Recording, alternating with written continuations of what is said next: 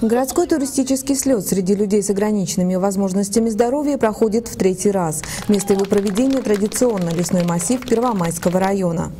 Дорогие друзья, я очень рада сегодня быть с вами в такой замечательный теплый летний день, когда мы собрались снова на нашем традиционном месте, где проводится туристический слет.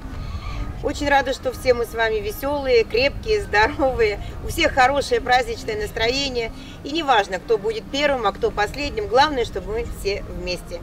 8 команд приняли участие в туристическом слете. Задания предстояли сложные и интересные одновременно.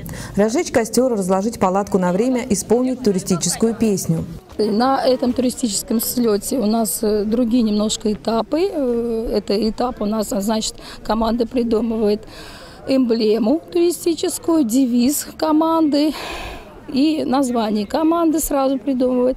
Потом у нас будет веревочный туристический этап. Очень интересные ребята из туристического клуба «Горизонт». Веревочный этап, пожалуй, самый сложный, но проходили его все, даже люди на колясках. Готовился активно, настроение веселое. Самое сложное,